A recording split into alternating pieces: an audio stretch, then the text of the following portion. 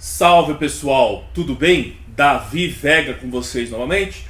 Bom, hoje eu venho aqui nesse canal para dar continuidade à série de comentários sobre livros e filmes diversos que eu vou fazendo aqui nesse canal, mas voltado para uma videoaula sem ter um livro em específico, embora eu vou citar o livro A Origem das Espécies, né? Mas eu não vou ficar focado só nesse livro do Darwin, vou falar no geral sobre a evolução, o processo evolutivo, principalmente a evolução dos hominíneos. Se falava até um tempo atrás hominídeos, né? Mas eu vou usar a palavra hominíneos, que é o que se usa hoje para a linhagem, seja dos homos, a linhagem homo, que deu origem ao homem, ao ser humano, quanto a linhagem dos símios, né? E sempre esses comentários eles são respaldados pela pesquisa acadêmica, escrita acadêmica, também ensaística, como naturalmente teremos hoje. Quero falar não especificamente só dessa obra, A Origem das Espécies, de Charles Darwin, como também quero falar da própria vida do Darwin, né, que foi aquele que revolucionou a ideia da evolução. Darwin é nascido em 12 de fevereiro de 1809 e faleceu em 1882. Nasceu no Reino Unido, né? E ele fez uma viagem que mudou a história, a viagem para a América, a bordo do navio Beagle. Mas antes dessa viagem mesmo, o Darwin ele foi muito influenciado pelo seu avô. Seu avô era um médico botânico naturalista que se chamava Erasmus Darwin. O Erasmus Darwin faleceu antes do Darwin, o Darwin não o conheceu, ele faleceu em 1802, se eu não estou enganado. O Darwin nasce em 1809, mas ele vai ser muito influenciado pelo seu avô.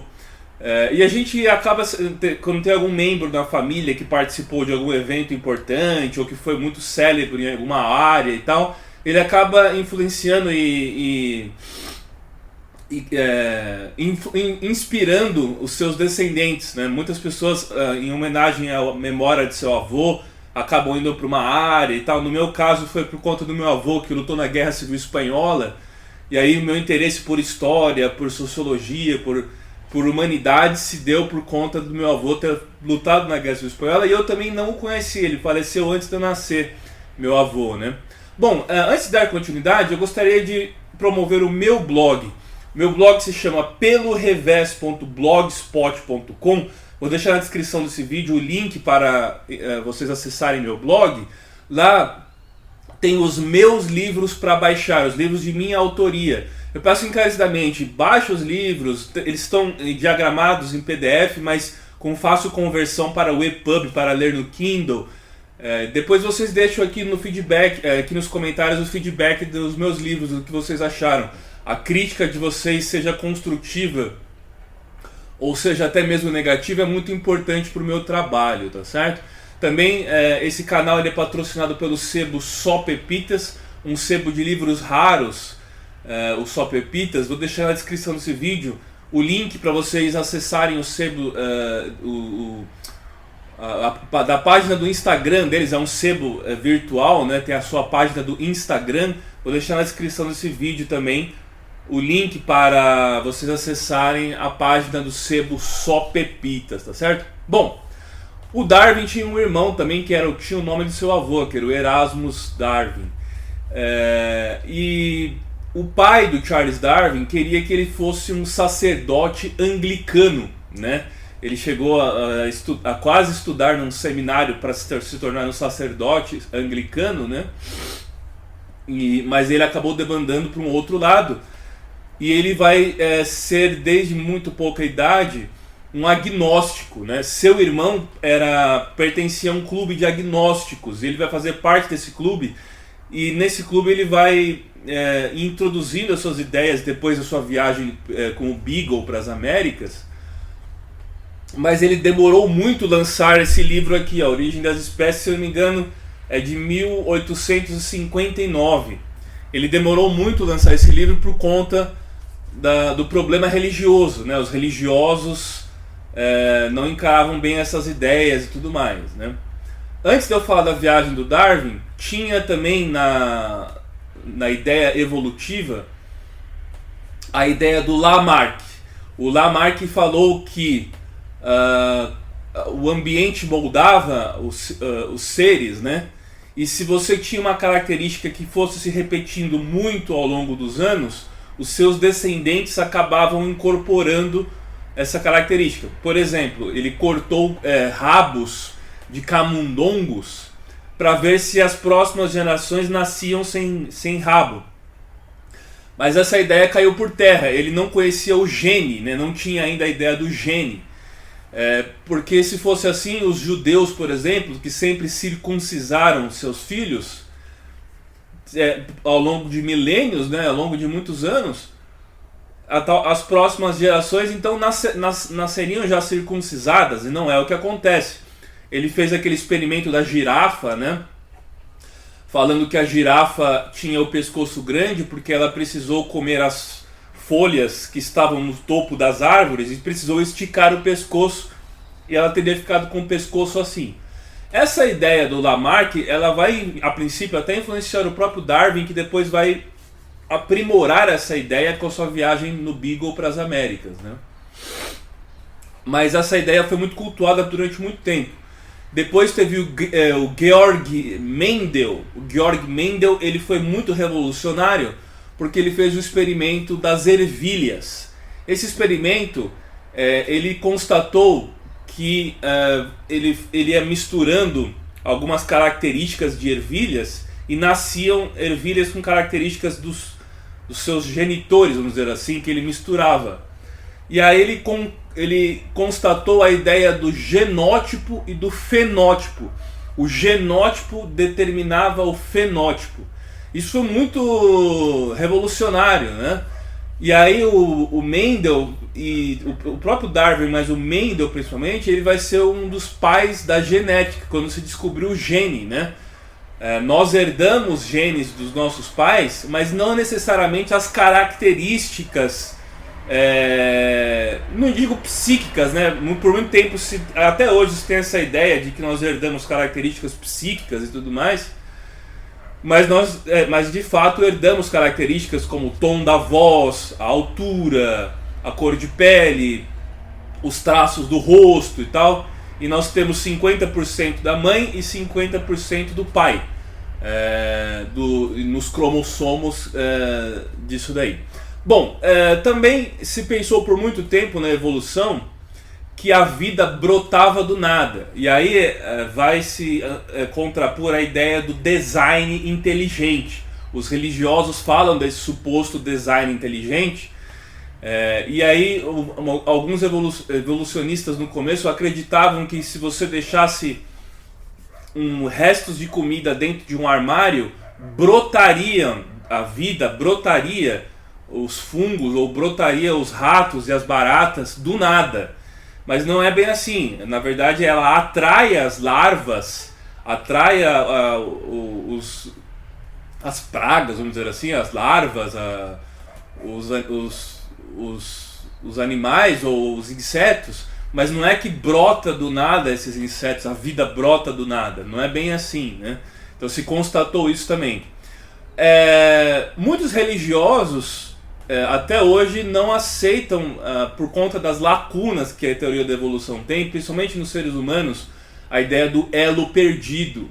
Então eles falam que não existe, e eles questionam a evolução por conta disso e defendem a ideia do design inteligente. Mas é um absurdo, por exemplo, eu vejo, tem alguns adventistas, por exemplo, tem até a escolas adventistas aqui para crianças e tudo mais, que eles ensinam que a Terra tem 6.000 anos, a Terra tem bilhões de anos, só o Homo sapiens tem de 300 mil a 200 mil anos.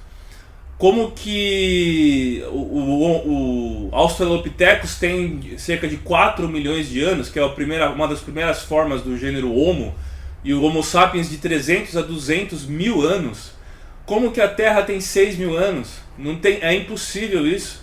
E a gente já vai ver também da ideia do período cambriano, quando a vida se manifestou, que a vida saiu do mar, ela surge no mar. Teve o Big Bang, a Terra era uma grande esfera de fogo. Depois os gases fizeram que tivesse muitas chuvas e as chuvas resfriaram a Terra, dando origem aos oceanos, e essa água que vai batendo nas rochas vai trazendo o sal dos oceanos. A vida surge no mar, só que tem um período que é o período cambriano, quando a vida sai do mar e tem uma explosão de vida, seja vegetal ou seja animal, vamos dizer assim, né? Muitas espécies que surgiram. Nós todos temos uma origem comum, e essa ideia da origem comum, ela desagrada muito também aos religiosos, né? Bom, é verdade que essa teoria da evolução, a ideia de evolução, outras pessoas antes do Darwin já tinham percebido. Até mesmo na sociologia, depois vai ter o evolucionismo cultural, que o darwinismo social do Herbert Spencer, e dizem que antes do Darwin ele já tinha percebido um pouco dessa teoria. Tem um árabe também, na Idade Média, um pensador árabe, que ele já tinha percebido também e proposto essa ideia de evolução. Então, na verdade, outras pessoas já tinham tido essa ideia. Mas vai ser o Darwin que vai conseguir lançar e projetar essa ideia com o livro A Origem das Espécies, em 1859. E ele fez uma viagem para a América, né?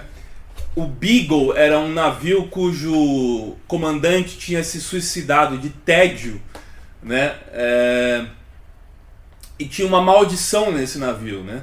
E o novo comandante que assumiu, ele queria uma companhia de alguém que o entretesse e fizesse ele se lançar ao mar, mas não acabasse se suicidando por depressão e tédio como o comandante anterior. E essa companhia dele vai ser o próprio Charles Darwin, né? E o Charles Darwin, nessa viagem, ele vai apontar e vai ter um insight, vamos dizer assim, né? Já até lembrando do Killer, né? O Wolfgang Killer, né? Que estudou os antropóides. Ele vai ter um insight sobre a ideia da teoria da evolução. E ele ficou muito amigo desse comandante do navio do Beagle, né? Ele passou pelo Brasil e dizem que ele ficou horrorizado com a escravidão no Brasil, né? O Darwin já defendia o fim da escravidão, e quando ele viu a escravidão no Brasil ele ficou horrorizado, falando que isso era muito atrasado e tal, que era desumano e tal. Mas o mais importante é quando ele vai para a ilha de Galápagos. As ilhas de Galápagos são um arquipélago na costa do Equador. E lá ele vai perceber, isso vai ser uma das coisas que mais vai influenciar a teoria da evolução, a ideia do meio, como o meio influencia na evolução. E ele vai perceber que alguns pássaros, eles tinham o bico mais duro para quebrar as frutas, as nozes, as frutas, diferente de outros lugares que ele viu onde não tinha essa adversidade. Então a adversidade do terreno faz com que a espécie se adapta. Então por isso que, na verdade, a origem das espécies, ele vai falar que não é o mais forte o que sobrevive, e sim aquele que mais se adapta, né? O que mais se adapta. Então ele vai perceber isso quando ele esteve na ilha de Galápagos, e isso vai revolucionar basicamente a teoria da evolução, né? Eu não gosto muito de falar teoria da evolução, porque eu não sou um evolucionista cultural, mas eu acredito na ciência. A minha versão é da ciência. Embora eu respeite as religiões como algo cultural. Por exemplo, a hispanidade, que eu sempre defendo, da Igreja Católica, dos próprios jesuítas, que foram cientistas também. Os jesuítas fizeram muitos trabalhos científicos antes dos próprios cientistas iluministas, né? Eu não acho que o iluminismo tem toda a razão está depositada no iluminismo. As próprias religiões fizeram grandes trabalhos. Existiam universidades que eram religiosas, até as protestantes, ou até mesmo a católica de Salamanca, de Coimbra. Eu não acho que deve haver um desprezo à religião, até pela própria filosofia do Santo Agostinho, do Tomás de Aquino, da escolástica. Eu gosto bastante como cultura dessa ideia mais metafísica, mais religiosa, mas eu acredito na ciência. Então, como filosofia, eu acho interessante, cultura, eu acho interessante o rito, o mito, eu acho muito interessante. Assim como eu gosto também da Roma pagã, da Grécia pagã e tudo mais, mas eu acredito na ciência e é o que eu sou meio que em termos religiosos agnóstico, então eu sou mais cético e agnóstico, gosto muito do David Hume, do ceticismo e tal, então eu acabo tendendo mais para a ciência mesmo, né? Eu não sou nenhum biólogo, mas também ele vai falar dos eucariontes, né, que são os fungos, né, que teriam apenas uma célula, se não me engano, unicelulares, e os eucariontes têm carioteca, né, carioteca é o núcleo da célula, e ele vai falar que esses eucariontes então vai ser uma das primeiras formas de vida e depois vai sendo evoluída, né? Bom, vamos falar então do gênero Homo. O gênero Homo, ele vai ser uma bifurcação. Teve um ancestral comum, tanto dos símios antropóides, dos chamados macacos, e do ser humano. Esse ancestral comum ele vai dar a origem a duas linhagens. A linhagem do gênero Homo, que é a nossa, e uma linhagem dos símios, que vai dar origem ao chimpanzé, o orangotango, o gorila e assim por diante. Não quer dizer que nós somos mais avançados que um chimpanzé. O chimpanzé também evoluiu muito desse ancestral comum até os dias de hoje, né? Nós somos bípedes, mas também alguns símios conseguem caminhar de forma bípede por algum tempo também, né? Não é o tempo inteiro em pé, mas eles caminham por algum tempo. Embora eles usem as patas e as mãos também para se locomover e tem uma facilidade maior para ficar nas árvores, né? Os seres humanos já tiveram, os nossos hominíneos antigos já tiveram essa facilidade, mas hoje em dia nós fomos perdendo e ficando cada vez mais eretos, né? Bom, e aí então esse ancestral comum teria dado origem, na verdade todos os mamíferos têm uma origem comum, né? Mas esse ancestral comum teria dado origem à linhagem dos homos e dos símios, né? Uma das primeiras formas de hominíneos foi o próprio Australopithecus. Austral é sul e piteco seria de primata. Então o primata, o macaco do sul seria o nome desse Australopithecus. O Australopithecus tinha por volta de 1,20 m mais ou menos, não passava mais disso. Ele é de 3,5 milhões de anos atrás. E ele foi encontrado na década de 20, acho que foi em 1924, foi encontrado um esqueleto de uma criança australopitheca que ela teria sido arrastada e morta por uma ave de rapina, talvez uma ave como se fosse um condor, né? Uma ave grande que pegou ele e levou para longe, e ele teria morrido nisso daí. Então ele era muito frágil, né? O Australopithecus era muito fragilizado nas savanas, né? Era uma presa muito fácil nas savanas, né? E também foi encontrada a Lucy em 1974. E ela tem esse nome porque na época fazia muito sucesso a música Lucy in the Sky with Diamonds, dos Beatles, né? E eles estavam ouvindo essa música quando eles estavam trabalhando em encontrar o fóssil da Lucy, né?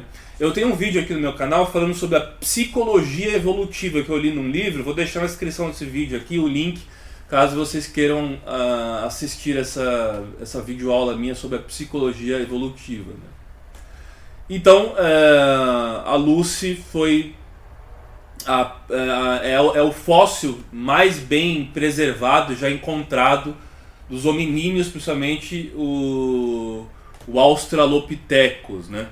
É a linhagem dos Homo e dos Paranthropos, né? Os Paranthropos e os Homos. E os Homos têm a nodopedalia. Que significa isso? Significa que nós caminhamos e apoiamos no dedão do pé.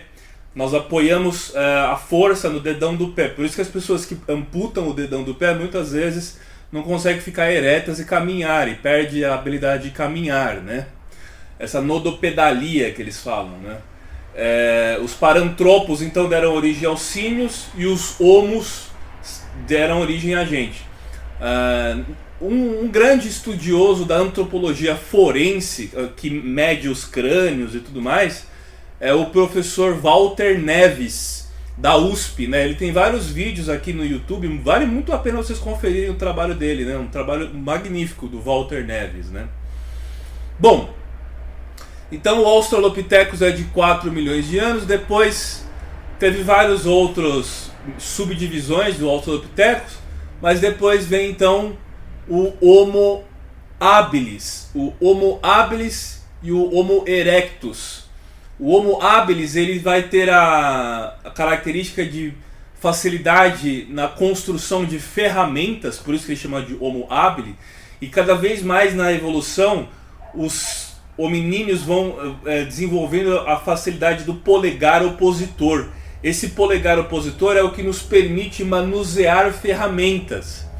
Então o Homo habilis e o Homo erectus. O Homo erectus ele tem a facilidade de enxergar, ele precisava enxergar acima da relva nas savanas, então ele vai se esticar para enxergar acima das savanas, e nós fomos por conta disso ficando com uma postura mais ereta. Nós fomos ficando com a postura mais ereta e ficando bípedes, né? Tem o Homo de Heidelberger, né? Que foi encontrado, tem esse nome porque foi encontrado em Heidelberg, na Alemanha, né?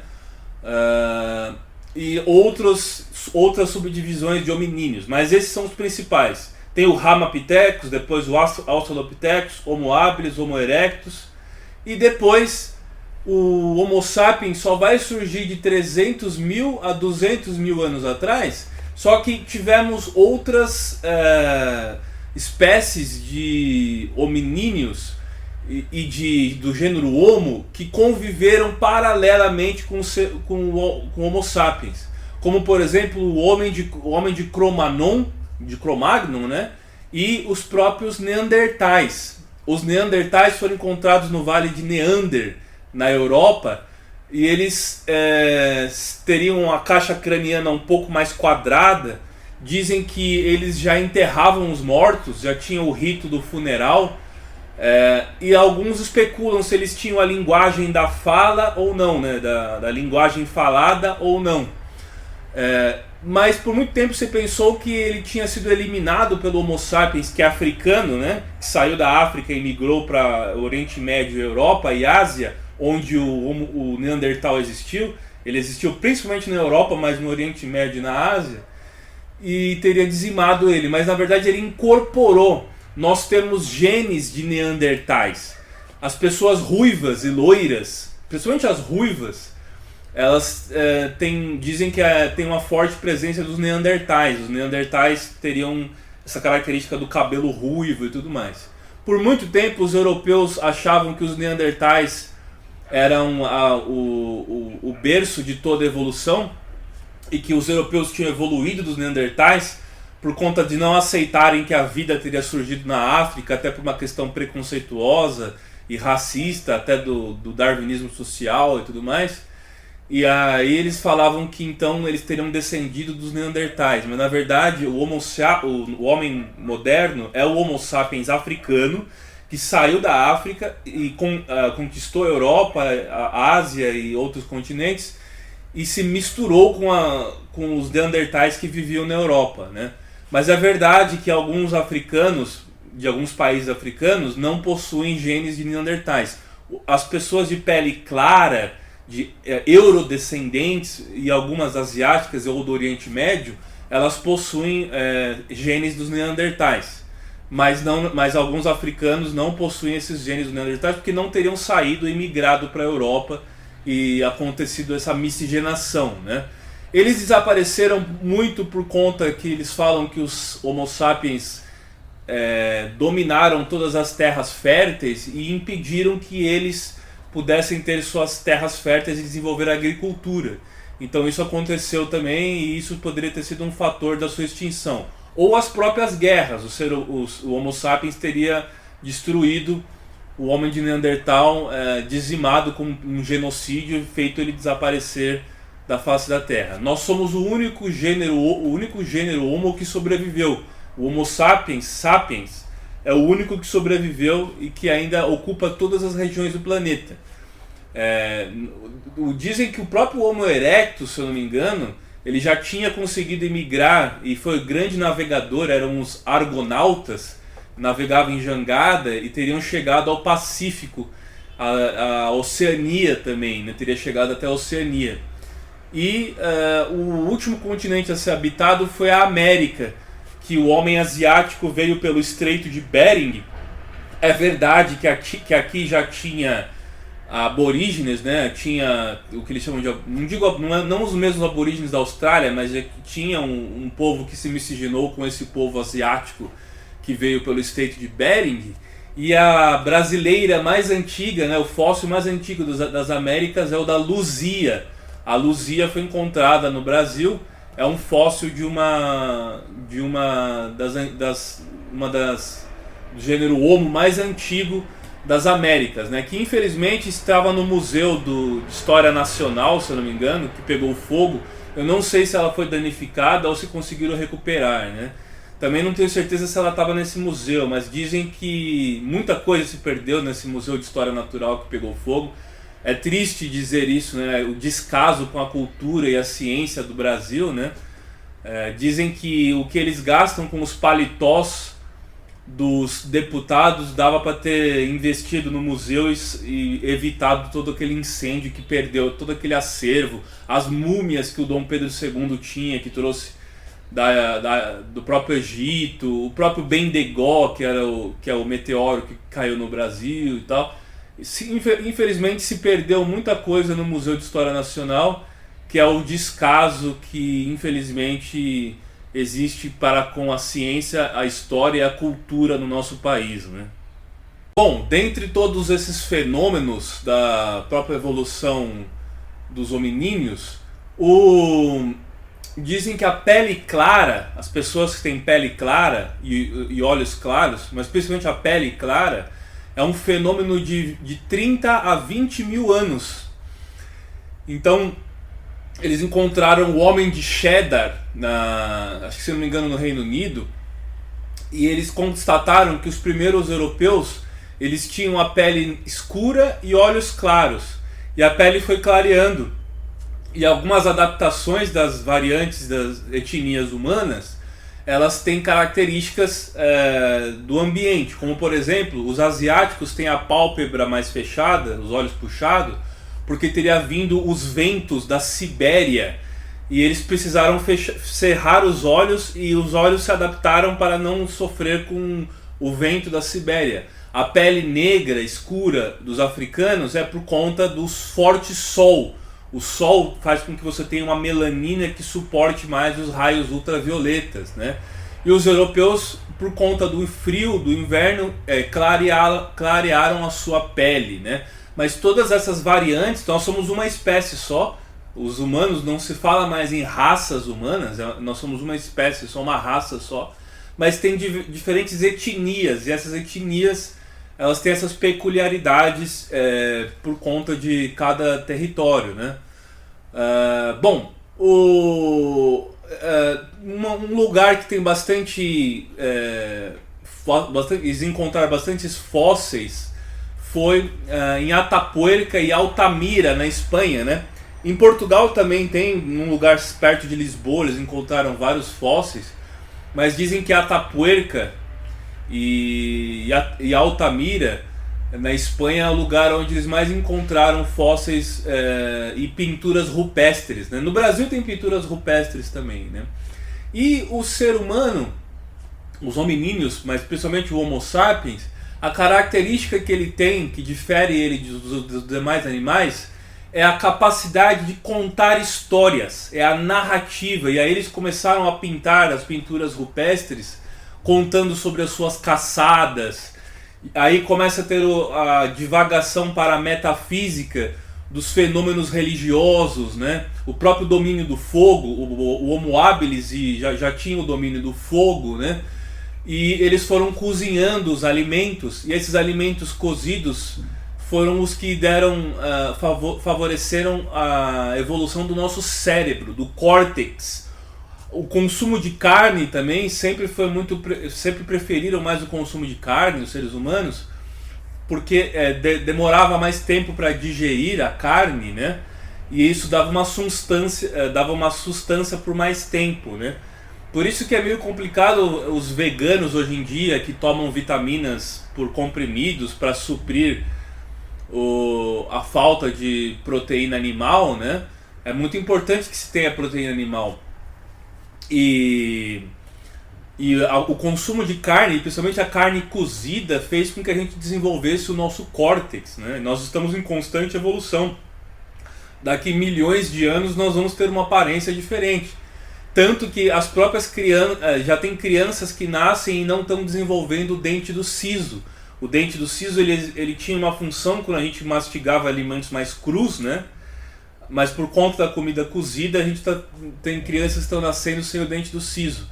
Da mesma forma o pâncreas, que só serve para o pâncreas não, o apêndice.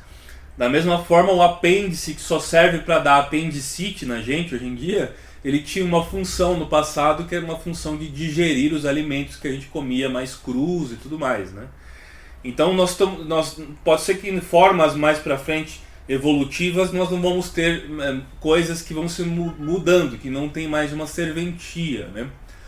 Os neandertais, eles tinham uma cabeça mais ou menos em forma, um crânio mais ou menos em forma de bola de futebol americano, meio oval, e a sua capacidade craniana era maior do que a do Homo sapiens, mas o cérebro do Homo sapiens era mais desenvolvido, era maior e mais desenvolvido. Então o cérebro do Homo sapiens nós somos o animal que tem a infância mais longa. Aí tem a neutênia, né? A neutênia também que eles falam, né?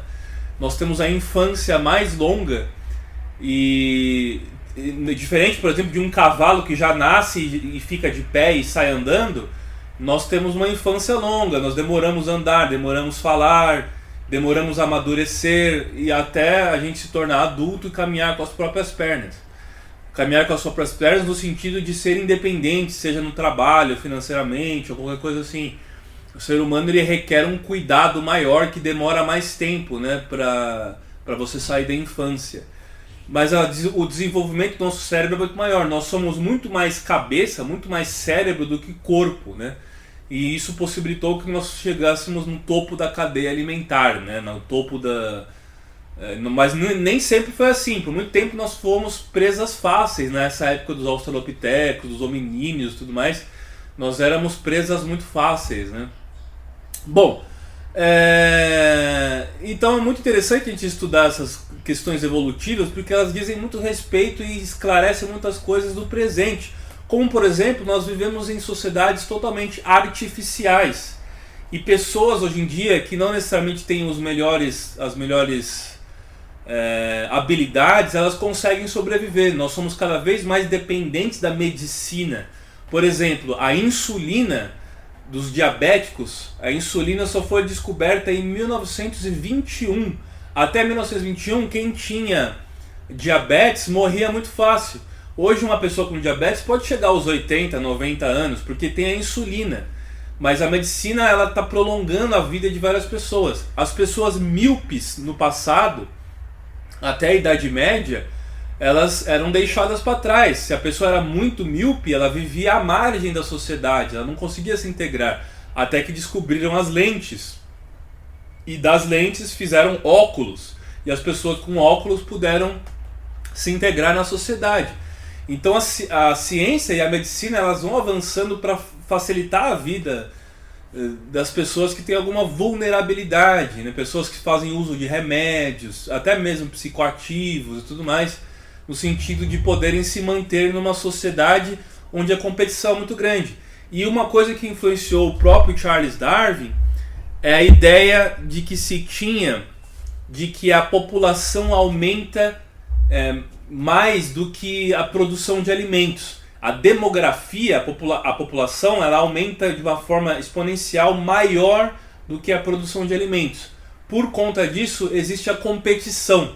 A competição ela existe por conta de termos recursos escassos da natureza e até recursos escassos de alimento, e a população ser muito maior do que isso. Hoje nós já chegamos, acredito que nos 8 bilhões de seres humanos no planeta Terra, né? E dizem que se cada chinês, cada família chinesa que tem 1,5 bilhão de habitantes consumir uma lata de óleo de soja por família, toda a produção de soja do Brasil não seria suficiente para suprir que cada família chinesa consuma uma lata de óleo.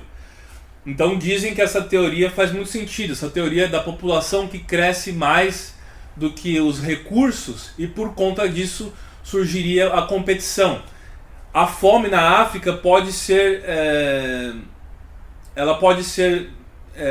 atendida, não por completo, com algumas medidas que a ONU deveria investir, como por exemplo, tem falta de proteína, mas se pode comer insetos. É claro que ninguém está querendo que você coma inseto, o certo seria ter carne para todo mundo, mas como não tem recurso suficiente para todo mundo, os insetos são grande forma de proteína. Então é uma forma de você vencer a subnutrição. A desnutrição e a subnutrição poderia ser suprida com o consumo de insetos, até mesmo em populações onde o recurso da carne é mais escasso, né? Essa ideia da evolução dos hominíneos, a evolução humana, do gênero Homo, como uma escadinha, né? Que nem você tem essa ideia da escadinha da evolução, que nem está na capa desse vídeo, do macaco ao homem ereto, vai ficando com a postura cada vez mais ereta, essa progressão assim, não foi exatamente uma progressão assim que aconteceu. A gente entende que os diferentes hominíneos, eles conviveram juntos. Então quando surge o Homo erectus, ainda existia o Homo habilis. Quando surge o Neandertal, ele conviveu junto com os Sapiens. O Cro-Magnon conviveu junto com os Sapiens. O Australopithecus, que foi o primeiro, talvez ele não tinha se extinguido completamente quando as outras formas do habilis e do erectus surgiram. Então eles conviveram basicamente simultaneamente. Então essa ideia de escadinha da evolução, uma escadinha que se tem, ela não é uma ideia muito defendida nos dias de hoje, né? Não foi de um macaco ou de um ancestral comum para até nós uma escadinha assim por cada etapa. Na verdade elas conviveram, elas avançavam, retrocederam, avançando e retrocedendo cada vez mais até chegar na nossa espécie, né? Bom, e aí fica a pergunta, né? Será que nós fomos feitos à imagem e semelhança de Deus? Ou Deus foi feito à imagem e semelhança do homem, né? Aí eu me lembro daquelas pinturas da Capela Sistina, do Michelangelo, do Deus dando vida ao Adão, aquele dos dedos que se encontram, né? Das pinturas da Renascença. Será então que esse Deus Jeová e seu filho enviado, Jesus tinha as formas humanas, mas é como se fosse uma espécie de semideus, muito parecido com Hércules, né? O Hércules de Zeus tem engravidado uma humana e aí ele era um semideus. É parecido com a ideia de Jesus, que era um semideus também, nascido de uma humana, concebido pelo Espírito Santo. Então será que tudo isso moldou nós à imagem e semelhança disso? Ou nós que criamos tudo isso à nossa própria imagem e semelhança, né? Deus como um homem, né? A figura de Deus é masculina, né? Tudo isso daí. E aí tem um documentário que eu assisti uns anos atrás, se eu não me engano é da Discovery, se eu não me engano, que vale muito a pena, que se chama A Eva Mitocondrial, como seria a nossa Eva. E aí eles vão retrocedendo, a Eva seria uma espécie de Australopithecus, né? Uma espécie de símio, né? Seria uma espécie primata, né? Essa seria a verdadeira Eva, né? A Eva mitocondrial, né? Bom, nós vivemos então na transição do Pleistoceno para o Holoceno. Nós estamos no Holoceno, né? Tem um filme que eu recomendo veemente, que eu fiz um comentário sobre esse filme, eu vou deixar na descrição desse vídeo o comentário que eu fiz do filme, mas procurem aí no YouTube, tem o filme completo legendado, sensacional, que se chama O Homem da Terra. Esse filme é um filme feito para a internet, feito para o YouTube. O Homem da Terra é a história de um professor que ele afirma ser um homem das cavernas, e ele afirma ter 14 mil anos. E aí ele reúne outros amigos professores universitários e eles vão discutindo se isso é possível, se ele está louco ou se existe essa possibilidade dele ter 14 mil anos. E aí vários assuntos, várias teorias, vários assuntos de antropologia, de história, de biologia, até de psicologia, vão surgindo e vai compondo essa conversa entre eles. É um dos melhores filmes que eu já vi. O filme é baseado em diálogos, não tem muita ação, eles ficam ao pé de uma lareira, né? Já mostrando como é importante o fogo, né? Como antigamente nossos antepassados viviam em volta das fogueiras, né? Então a conversa deles é ao pé de uma lareira, eles vão conversando e tudo mais. Fizeram uma continuação, O Homem da Terra, o Holoceno, mas a continuação eu achei fraquinha, não gostei muito não.